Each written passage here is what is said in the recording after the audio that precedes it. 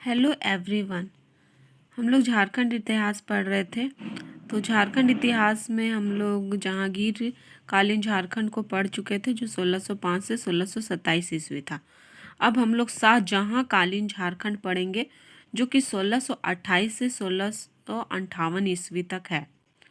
मुगल बादशाह शाहजहां के काल में मुगल एवं झारखंड के क्षेत्रीय राजवंश के साथ राजनीतिक संबंध इस प्रकार रहे। तो मुगल बादशाह जो शाहजहां था, उसके मुगल काल में झारखंड और क्षेत्रीय राजाएं जो थे उनके बीच संबंध रहा था, तो उसके बारे में बताया गया है। तो इसमें सबसे पहला है छोटा नागपुर खास का नागवंश।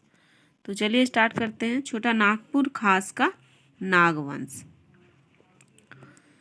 नागवंशी शासक दुर्जन साल, जो जहांगीर द्वारा बंदी बनाए जाने के बाद छोड़ दिया गया था। तो नागवंशी शासन जो दुर्जन साल था, वो जहांगीर द्वारा बंदी बनाया गया था, उसके बाद उसको छोड़ दिया गया था।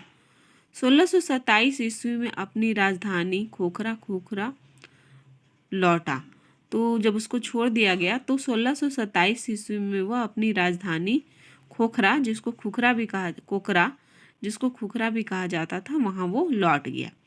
उसने 1640 ईस्वी तक शासन किया और वहाँ पे जब वो वापस लौटता है दुर्जन साल, तो 1640 ईस्वी तक वहाँ पे शासन करता है। उसने खुखरा के स्थान पर दोईसा को राजधानी बनाई। तो वो क्या करता है, दुर्जन साल खुखरा के स्थान पर दोईसा को अपनी राजधानी बना लेता है। ये बहुत इम्पॉर्टेंट है, बहुत बहुत इम्पॉर्टेंट, क्योंकि अधिकतर बार ये क्वेश्चन पूछा गया है एग्जाम में कि दुर्जन साल ने खुखरा के स्थान पर अपनी राजधानी कहाँ बना ली, या फिर दोईसा राजधानी किसने बनाई, ऐसा कुछ आएगा क्वेश्चन। तो बहुत इम्पॉर्टेंट है कि दुर्जन साल ने खुखरा के स्थान पर दोईसा को अपनी राजधानी बनाया। राजधानी परिवर्तन मूलतः सुरक्षा की दृष्टि से किया गया। तो ये राजधानी परिवर्तन क्यों किया गया था? तो क्यों इसलिए किया गया था क्योंकि सुरक्षा की दृष्टि से जो नया राजधानी दोईसा बना था वो बहुत ही अच्छा था। तो क्या क्या क्या था उसमें, आइए पढ़ते हैं। सामरिक दृष्टि से नई राजधानी अधिक सुरक्षित थी। ठीक है। 3 और पहाड़ी तथा 1 और नदी से घिरा यह स्थान प्रायः दुर्भेद्य था। तो ये जो नया राजधानी दुर्जन साल दोईसा को बनाया, वो राजधानी की दृष्टि से बहुत ही सुरक्षित था। क्यों? क्योंकि वो 3 और पहाड़ी से घिरा हुआ था, 1 और उसका नदी था, और वो नदी का नाम था दक्षिण कोयल नदी। इस तरह ये जो भी आक्रमण करने आए या फिर जो भी विरोधी रहे, उनसे बहुत ज़्यादा सुरक्षित था ये स्थान। दुर्जन साल ने अपनी नई राजधानी दोईसा में अनेक सुंदर भवनों का निर्माण कराया। तो दुर्जन साल क्या करता है, जो अपना नया राजधानी दोईसा बनाता है, उसमें कई सारे भवन, घर आदि का निर्माण करता है।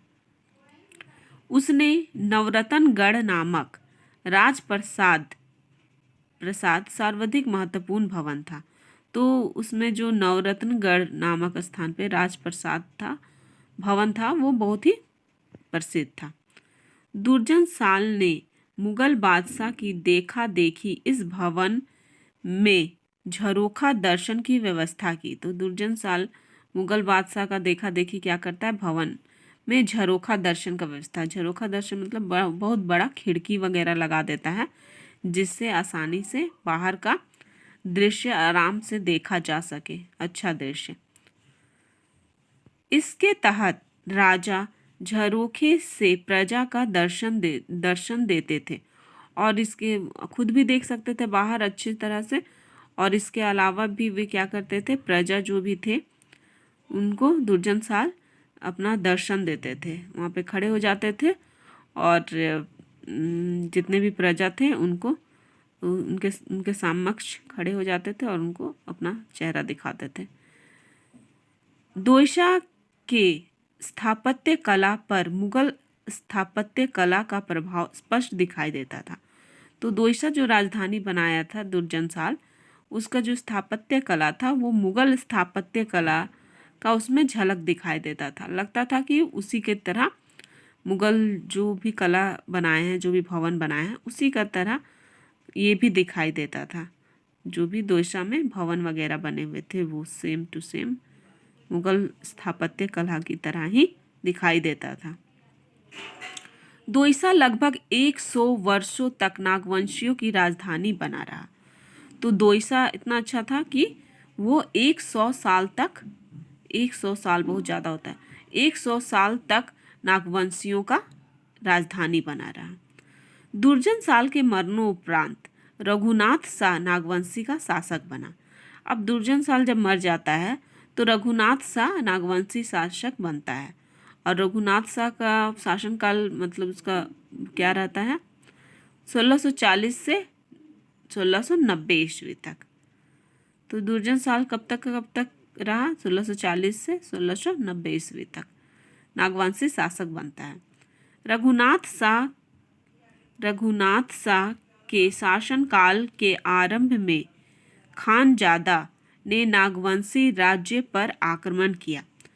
तो दुर्जन साल के बाद रघुनाथ शाह बनता है राजा। तो रघुनाथ शाह जब राजा बनता है तो उसके आरंभिक काल में ही खानजादा ने उसमें आक्रमण कर दिया, जो मुगल का एक सैन्य अधिकारी था।